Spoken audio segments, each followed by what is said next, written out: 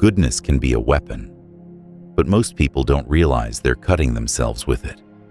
They think kindness is the highest virtue, that empathy and compassion are the keys to a noble life.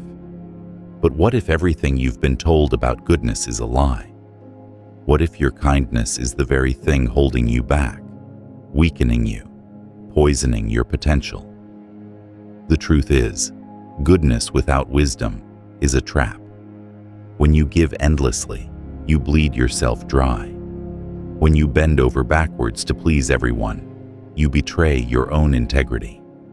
When you sacrifice your principles for the approval of others, you lose your identity.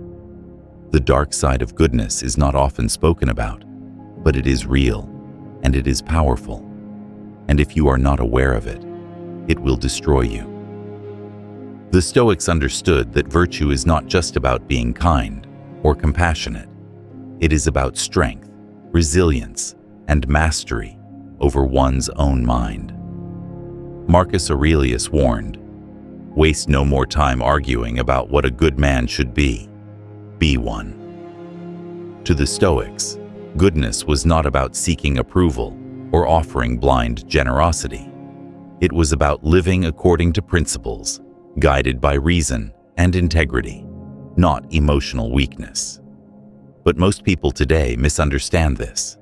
They confuse kindness with weakness.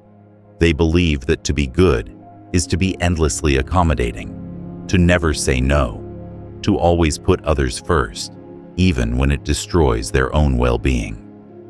This kind of misguided goodness is nothing but self-destruction, disguised as virtue. The problem is, society has conditioned you to believe that kindness and compassion are absolute virtues, that you must always give, always forgive, always be the bigger person. But if your kindness is rooted in insecurity, fear, or a desperate need for validation, then it is not virtue. It is a disease. Think about how many times you've sacrificed your own needs to please someone else.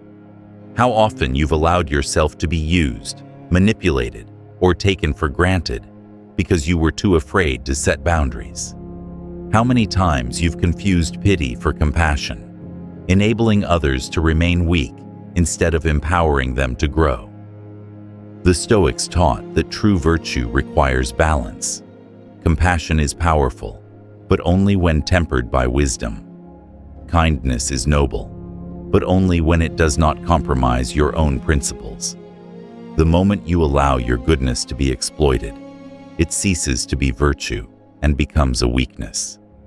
This is what we will uncover: how misguided goodness can destroy you, how it can lead you away from your true potential, leaving you weak, resentful, and ultimately lost.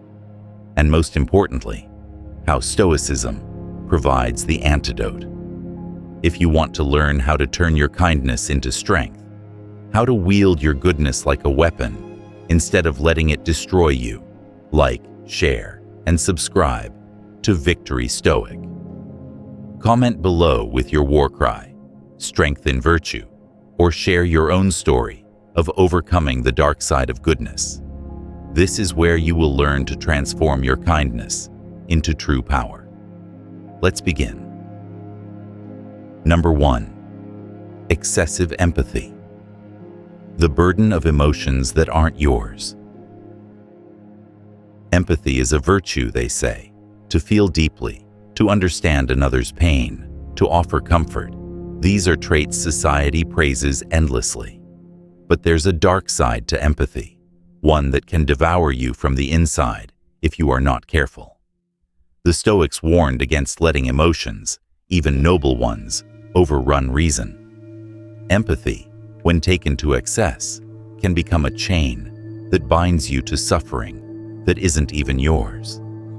Marcus Aurelius wrote, "The nearer a man comes to a calm mind, the closer he is to strength." To the Stoics, emotions are not inherently evil, but they must be tempered by logic and mastery over oneself. Feeling the pain of others can be valuable, but allowing it to consume you is a sure path to ruin. Consider Emily, a 35-year-old social worker from Chicago. Her job was demanding, the kind that drains you mentally and emotionally until there's nothing left. She spent her days dealing with abused children, neglected elders, families torn apart by addiction and violence. She was good at her job. Some even called her exceptional. But her excellence came at a terrible price. Emily didn't just empathize with her clients. She absorbed their pain. It seeped into her mind, her body, her soul. Every sad story, every tearful confession, every desperate plea for help became a wound she carried long after she left the office. Her empathy, once a strength, became a poison. She found herself crying at night, unable to sleep, drowning in emotions that were not her own. Psychologists call this empathy fatigue, a state where emotional overload from constant exposure to other people's suffering leads to burnout, depression, and even physical illness. Research from the University of California shows that those with high levels of empathy are particularly susceptible to stress-related disorders because their nervous systems become overloaded with emotional stimuli. The brain's mirror neurons, which allow us to empathize with others, can become hyperactive, leading to heightened stress responses. Emily's empathy had become pathological. She had allowed the suffering of others to infiltrate her own mind, to the point where she could no longer distinguish between their pain and her own. Her relationships deteriorated. Her health declined. Her work, once her passion, became a source of agony. The problem was not that Emily cared too much. The problem was that she had failed to build the psychological boundaries necessary to protect herself. She was pouring from an empty cup, sacrificing her own well-being for the sake of others. And as a result, she was losing everything. The Stoics understood this danger. Epictetus advised, "If you wish to improve, be content to be thought foolish and stupid." The point was not to reject empathy altogether, but to understand that emotional entanglement is not the same as true compassion. Helping others does not mean sacrificing your own mental health. It means acting from a place of strength, not from emotional overwhelm. Emily's turning point came during a therapy session of her own. Her counselor introduced her to the concept of cognitive distancing, a technique used in cognitive behavioral therapy, CBT, to help individuals separate their thoughts and feelings from the external events that trigger them.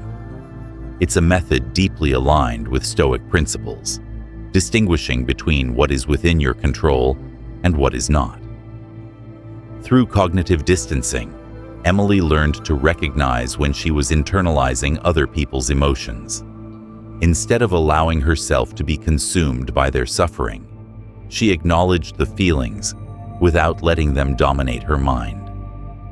When a child's story of abuse broke her heart, she acknowledged the sadness, but did not allow it to cripple her ability to act effectively. She became a pillar of strength, not a sponge of sorrow. Psychologist Paul Bloom argues that empathy can be dangerous when taken to extremes. In his book Against Empathy, he explains that excessive empathy can lead to emotional exhaustion, poor decision-making, and even cruelty. Paradoxically, those who care too much often end up hurting themselves and others because their empathy blinds them to rational solutions. Emily's healing process was not instantaneous. It required discipline, reflection, and a brutal reassessment of her own emotional habits. But she found freedom in detachment. She continued to care deeply about her clients, but she no longer allowed their pain to consume her. Instead, she channeled her compassion into effective action, grounded in reason and resilience. The Stoics were not cold-hearted. They did not reject compassion or empathy. They simply recognized that emotions must be controlled harnessed, and directed toward constructive ends. Marcus Aurelius wrote, "You have power over your mind, not outside events. Realize this, and you will find strength." Emily transformed her empathy from a source of weakness into a source of strength. By detaching herself from the emotions of others, she was able to act more effectively, more compassionately, and more resiliently. The suffering she witnessed no longer crippled her. It motivated her. She became a force of calm within the chaos. Practical strategies for managing excessive empathy. Practice cognitive distancing. When faced with another's pain, acknowledge the emotion, but do not internalize it. Recognize it as something outside of you. Establish boundaries. Limit the amount of time you spend absorbing others' pain. Allow yourself to care without letting it dominate your own emotional well-being. Reflect daily. Journal your thoughts and feelings each evening. Identify when empathy has turned into emotional overload and strategize how to prevent it. Strengthen yourself. First, remember, you cannot help others effectively if you are falling apart. Take care of your own mental and emotional health before trying to heal others. Emily's journey was not about abandoning empathy. It was about reclaiming her strength from it. The same empathy that once threatened to destroy her became a tool she could wield with clarity and purpose. She learned what the Stoics had always known, that true compassion is not about drowning in another's pain. It is about having the strength to lift them from it. Number 2, distinguishing help from interference, respecting others' freedom. Helping someone is like offering them a torch in the dark. But what happens when you take that torch and try to lead them by the hand, refusing to let go? What if, in your desire to guide them, you end up suffocating their ability to find their own way? The line between genuine help and interference is thin, and crossing it can turn virtue into vice. Marcus Aurelius wrote, "Waste no more time arguing about what a good man should be. Be one." The Stoics believed in action, but action tempered by wisdom. Offering help can be noble, but when it morphs into interference, it becomes a form of control, disguised as kindness. Consider Ben, a 42-year-old father from Dallas. His son, Alex, was a talented musician with dreams of making it big. But Ben, a successful businessman, had always envisioned a different path for his child: college, a corporate career, financial stability. Out of love and a deep sense of responsibility, Ben tried to guide Alex's future, giving him advice, setting up internships, even making connections on his behalf. But the more Ben tried to help, the more Alex pushed back. What Ben saw as guidance, Alex perceived as interference. Their conversations became strained, their relationship tense. Ben's attempts to help were actually suffocating Alex's independence. One evening, after yet another argument, Ben stumbled upon a passage from Epictetus. "It is impossible for a man to learn what he thinks he already knows." Ben realized that his obsession with helping Alex was rooted in his own fear and ego. He wanted his son to succeed, but only on his own terms. He had confused guidance with control. Ben decided to change his approach. Instead of trying to steer Alex's life, he chose to support him from a distance. He provided resources when asked, offered advice only when Alex sought it, and above all, allowed his son the freedom to make his own decisions, even if it meant making mistakes. Within months, their relationship improved. Alex still struggled, but he grew more confident, more determined. The space Ben granted him became fertile ground for Alex's growth. Ben learned that true help is not about imposing your own vision of success on someone else. It's about giving them the tools to build their own vision. The Stoics understood this principle well. They valued freedom, not just freedom from external oppression, but freedom of the mind, freedom of choice. To interfere with another's growth is to deny them the very freedom necessary for that growth. Psychology confirms this wisdom. Studies show that over-involvement from parents or mentors can stifle independence and creativity, leading to resentment, dependency, or both. The phenomenon known as learned helplessness occurs when people are prevented from making their own choices, eventually losing the motivation to act on their own. Ben's attempts to help were actually breeding frustration and passivity in his son. The problem wasn't Ben's desire to help. It was his failure to recognize that true help requires boundaries. Helping someone is like handing them a map. It shows them the path, but it doesn't force their steps. Imagine a gardener trying to nurture a tree. If he waters it too much, shields it from every storm, ties its branches so they grow in the direction he desires, he doesn't help it flourish. He stifles it. True growth requires struggle, freedom, and the space to stretch towards the sky.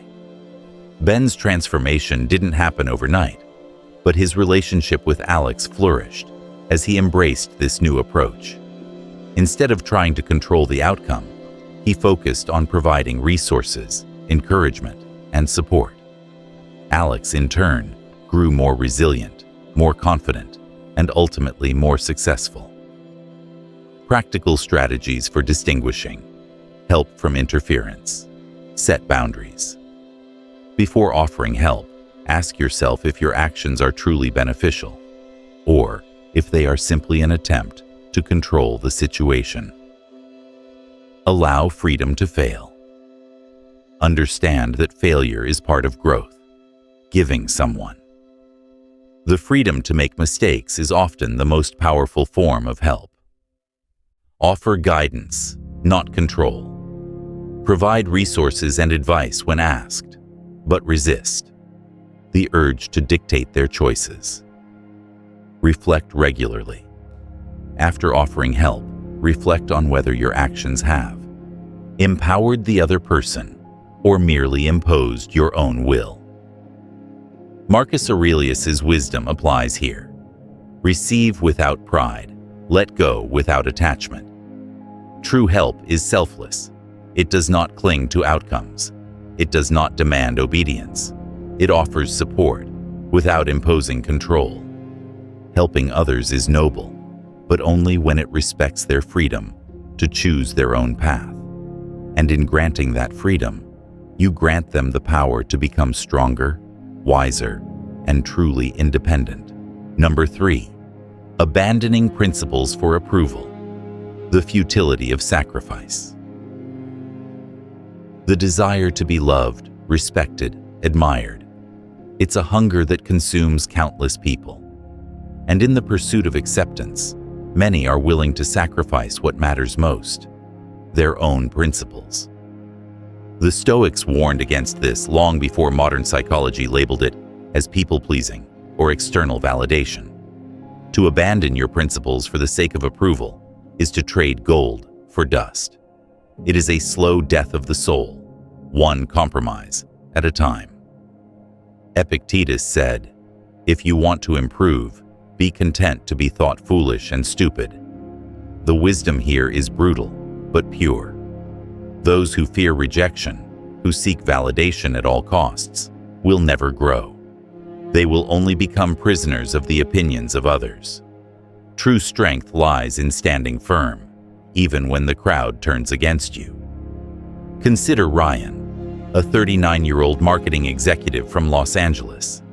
He had built a successful career through charm, adaptability, and a relentless drive to please those around him.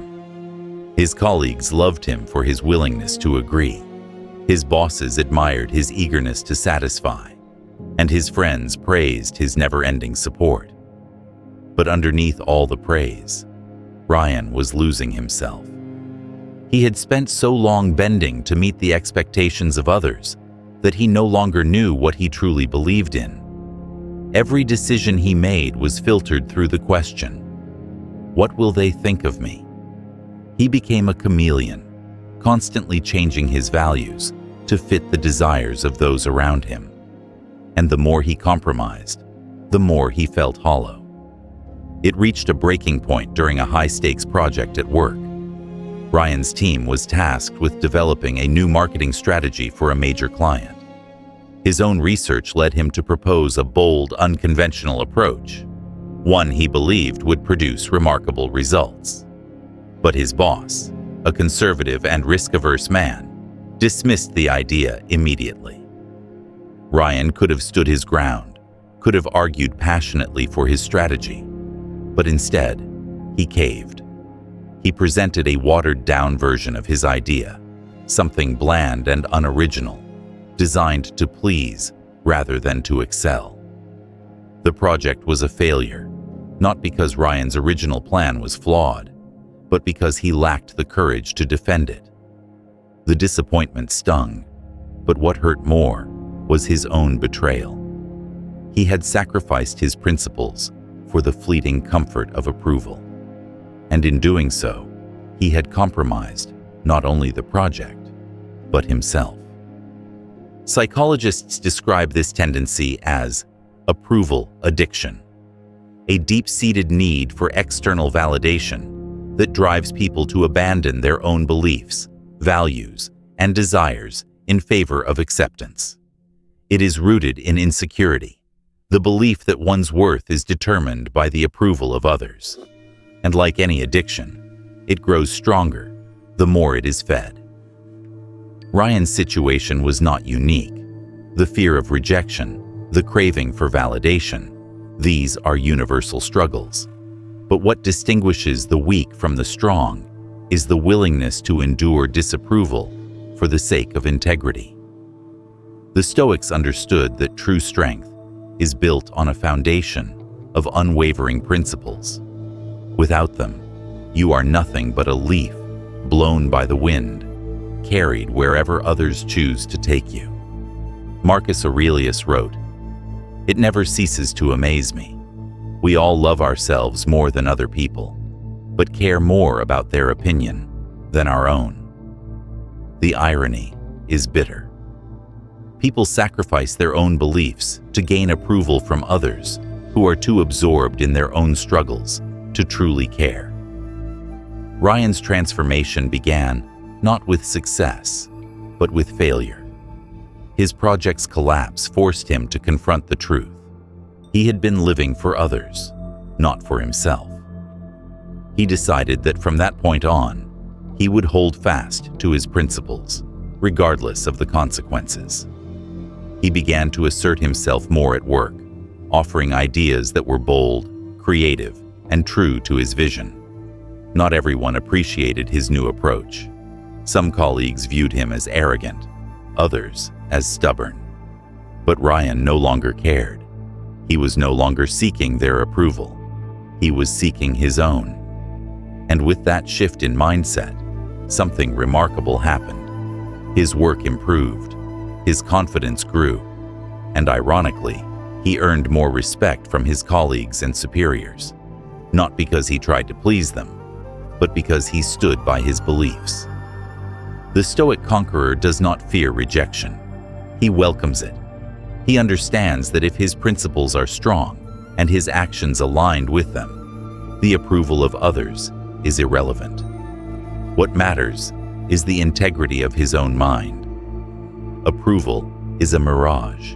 It can never be captured, never held for long.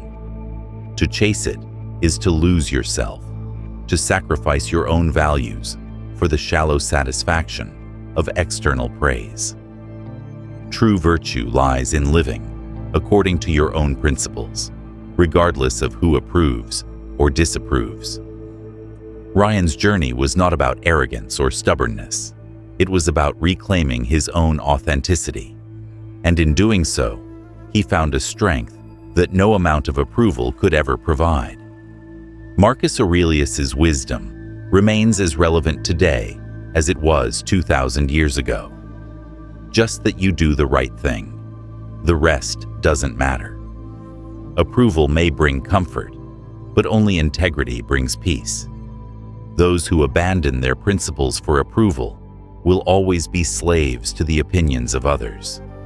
But those who remain true to themselves, regardless of the consequences, are truly free.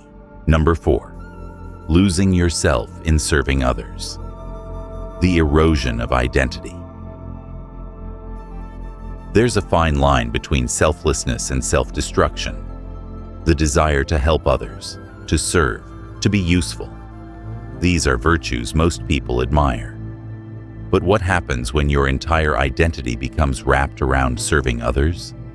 What happens when you give so much of yourself that nothing remains? The Stoics understood that even noble intentions can become chains if left unchecked. Seneca once wrote, "Associate with people who are likely to improve you."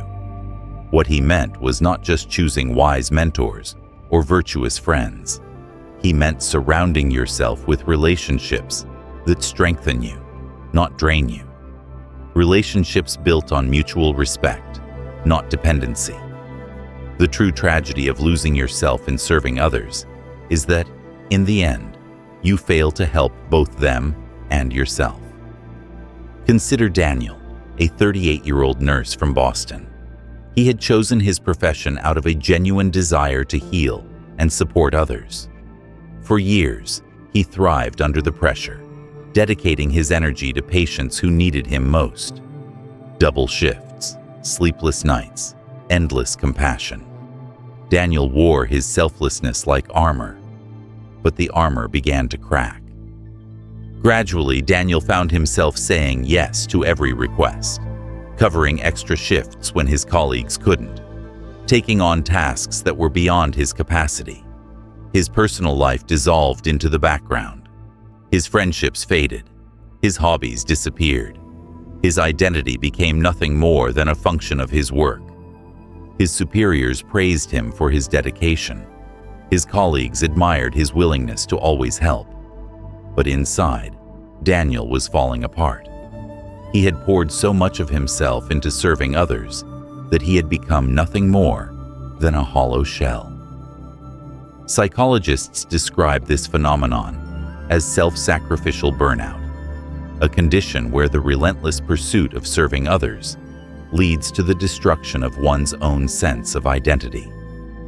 Studies have shown that individuals who base their self-worth solely on helping others are far more likely to experience depression, anxiety, and emotional exhaustion. The very act of giving, when taken to extremes, becomes a form of self-betrayal. For Daniel, the breaking point came when he collapsed during a shift from sheer exhaustion. The irony was cruel. His obsession with helping others had rendered him incapable of helping anyone, including himself. While recovering at home, he began to confront the uncomfortable truth. His identity had been eroded by his own misguided virtue.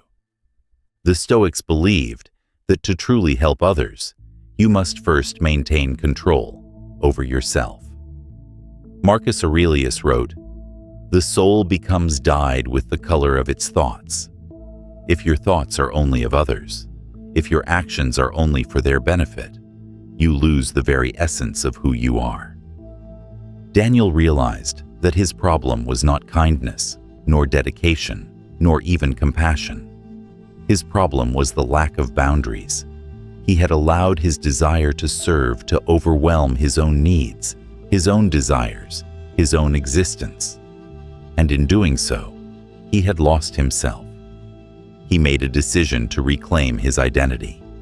He began setting boundaries, refusing extra shifts, carving out time for his own passions and relationships. It was not an easy process. Many of his colleagues questioned his newfound firmness.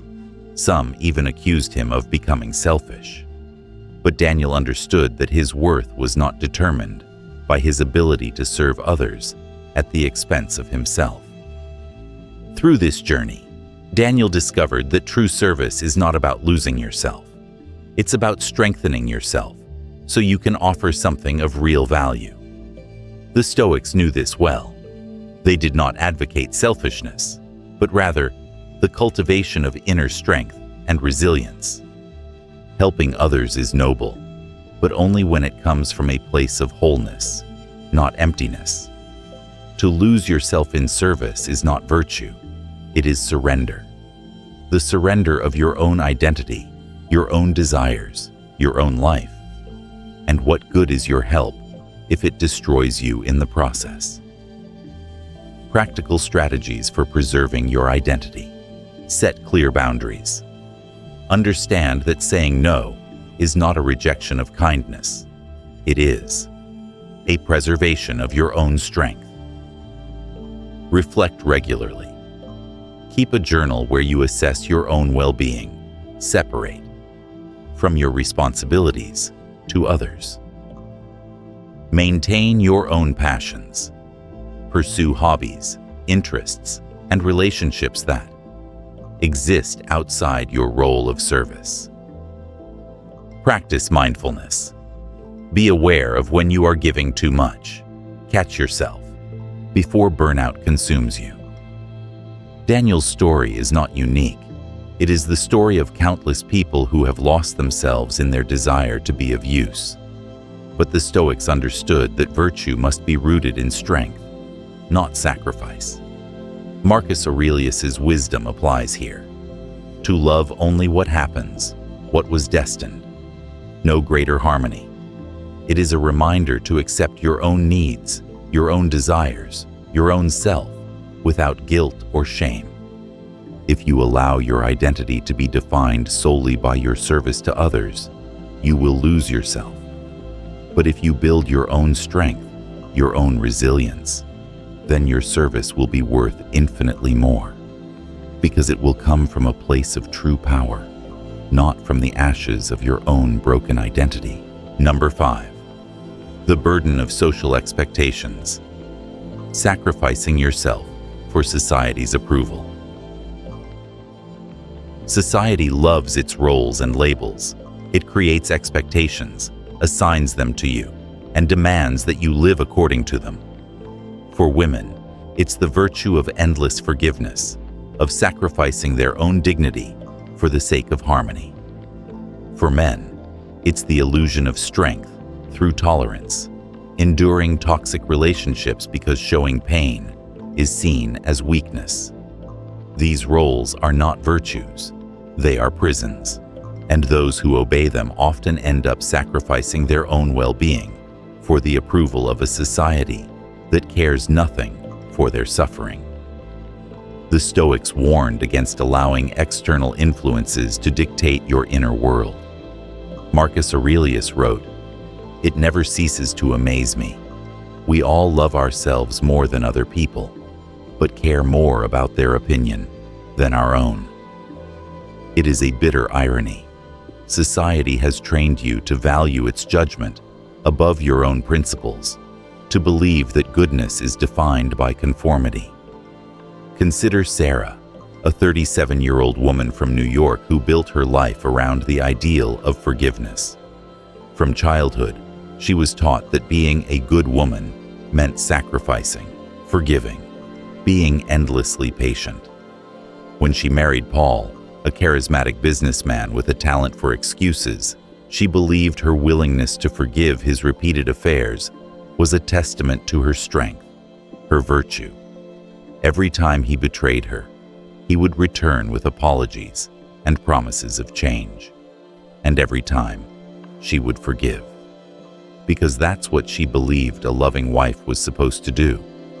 Because she had been taught that a woman's worth is measured by her ability to endure. Her friends praised her compassion.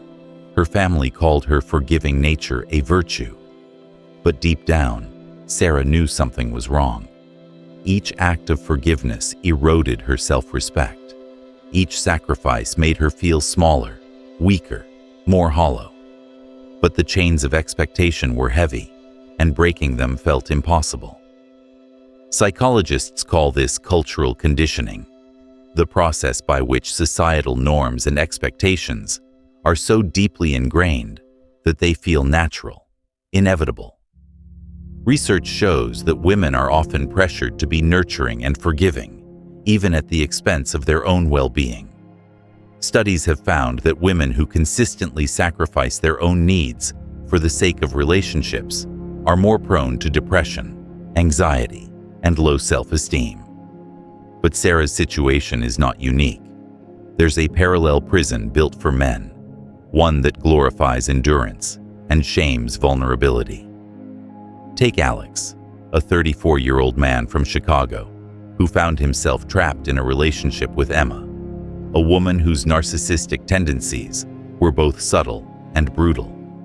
Emma was beautiful, intelligent, and captivating, but she was also manipulative, demanding constant validation and punishing Alex whenever he failed to meet her impossible standards. Whenever he expressed frustration or pain, she would dismiss him as weak, childish, or overly sensitive. His friends, when he confided in them, told him to man up and endure it. They laughed off his suffering because, to them, emotional pain was something men were supposed to shrug off. The irony is sickening. Society tells women to forgive endlessly and tells men to endure endlessly. Both are taught that sacrificing their own dignity is somehow virtuous. Both are expected to swallow their pain for the comfort of others. Alex eventually found himself spiraling into depression. His attempts to meet Emma's demands became desperate, obsessive. He sacrificed his own happiness, his own peace of mind, just to avoid the pain of her rejection. And the more he sacrificed, the more she demanded. Marcus Aurelius wrote, "The soul becomes dyed with the color of its thoughts." Sarah and Alex's souls were stained by a world that told them their suffering was proof of their goodness, that their pain was necessary for the happiness of others, that their worth was measured by their ability to endure. The truth is far simpler and far more brutal. The Stoics taught that virtue is rooted in wisdom, integrity, and strength. It is not defined by sacrifice, nor by endurance for the sake of acceptance. True goodness is built upon principles, not the hollow praise of a society that benefits from your suffering. Sarah's breaking point came when she looked in the mirror one morning and saw nothing but exhaustion staring back at her. She realized that her forgiveness had been nothing but self-destruction, masquerading as kindness. She decided to leave Paul, not out of anger, but out of self-respect. For the first time, she chose her own well-being over society's approval. Alex's turning point came when he found himself isolated from his own friends, his own ambitions. He realized that Emma's love was nothing more than control, disguised as affection. He walked away, not because he no longer cared, but because he finally understood that caring for himself was not a weakness. The Stoics knew that living according to external validation is a form of slavery. Epictetus taught, "Who then is invincible? The one who cannot be upset by anything outside their reasoned choice."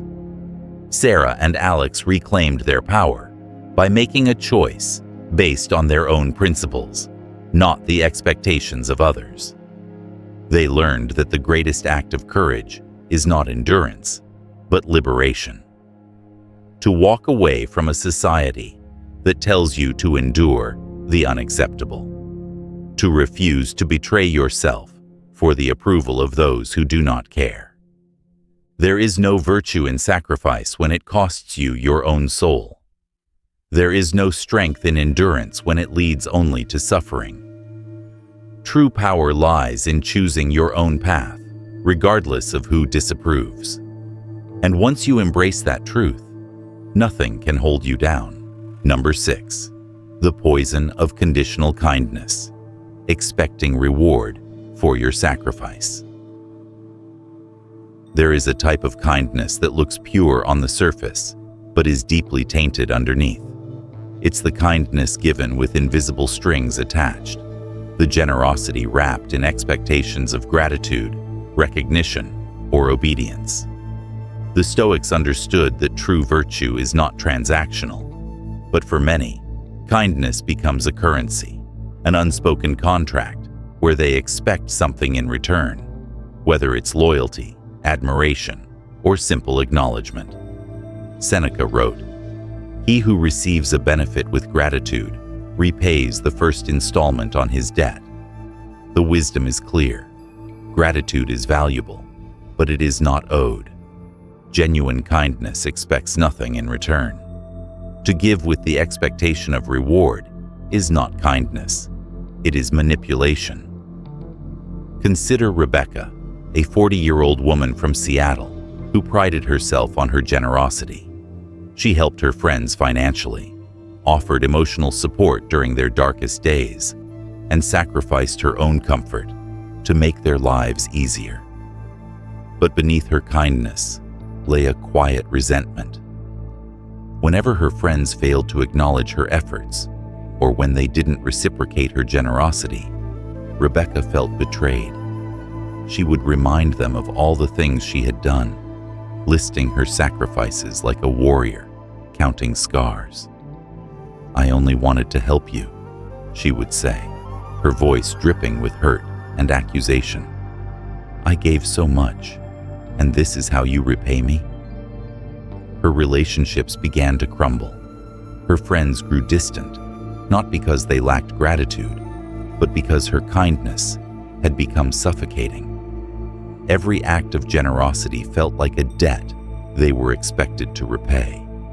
And when they failed to meet her unspoken expectations, Rebecca lashed out, accusing them of ingratitude and betrayal. Psychologists call this phenomenon covert contracts, agreements you create in your own mind, where you expect others to behave a certain way because of your actions. It's a form of manipulation that is rarely acknowledged because it hides behind the mask of kindness.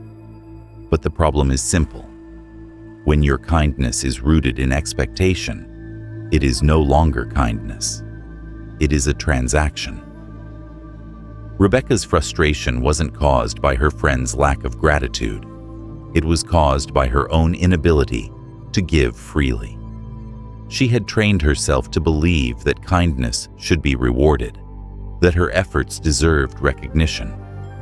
And when reality didn't meet her expectations, the disappointment poisoned her relationships. The Stoics believed that virtue is its own reward. Marcus Aurelius wrote, "Do not act as if you were going to live 10,000 years. While you live, while it is in your power, be good."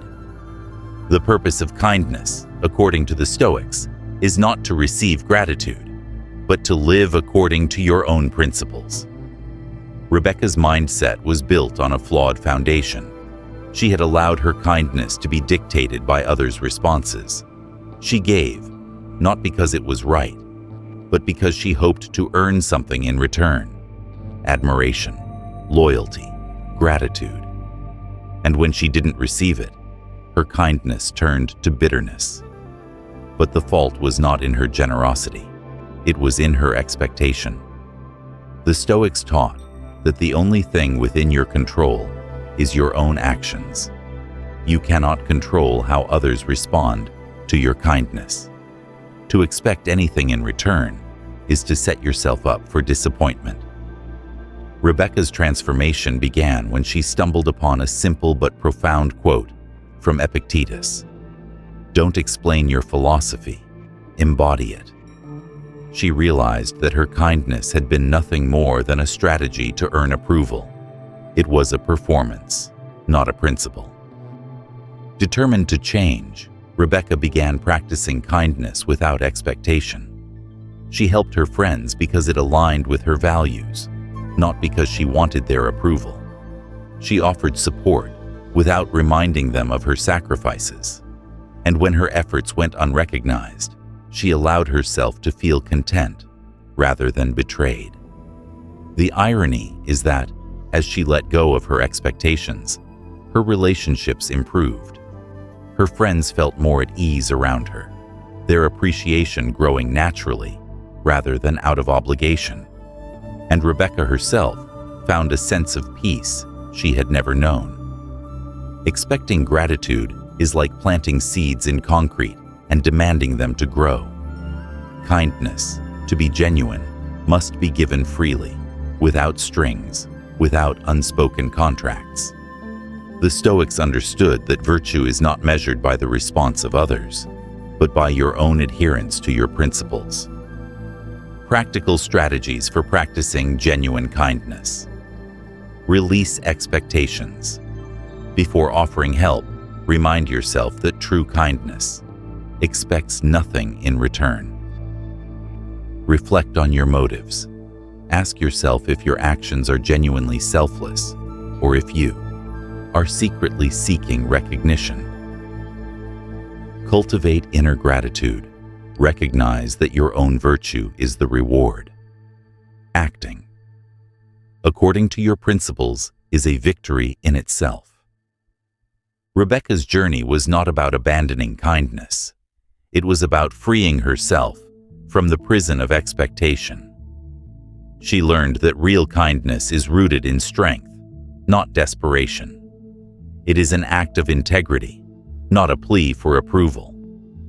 To give freely, without expectation, is to discover a deeper, more powerful form of kindness, one that strengthens both the giver and the receiver.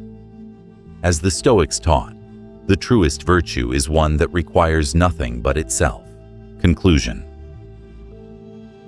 Goodness is not weakness, but when left unchecked, misguided, or wielded without wisdom, it can become a dangerous liability. The very virtues you believe make you strong, compassion, generosity, forgiveness, can be twisted into tools of manipulation, self-destruction, and loss of identity. The Stoics understood this well. Virtue is only powerful when built upon reason, principles, and unwavering resolve. To be truly good is not to sacrifice yourself endlessly for the comfort or approval of others. It is not to forgive without discernment, to give without boundaries, or to help without understanding the consequences. Genuine virtue requires clarity of mind and strength of will. It demands that you act according to your principles, not according to the expectations of those around you. Marcus Aurelius, Epictetus, Seneca, they all understood that virtue is its own reward, that the approval of others is fleeting and often irrelevant. What matters is that you live according to what you know to be right, regardless of who approves or disapproves. Goodness, when guided by wisdom, becomes an unbreakable force. If you want to master your kindness, to forge it into something stronger, something that cannot be exploited or twisted against you, like, share, and subscribe to Victory Stoic. Comment below with your war cry, Long tot fai juoch toi luyen, or share your own story of overcoming the dark side of goodness. Because true strength is not about being perfect. It's about recognizing your own weaknesses and turning them into weapons. The Stoic way is not the absence of kindness. It's the mastery of it.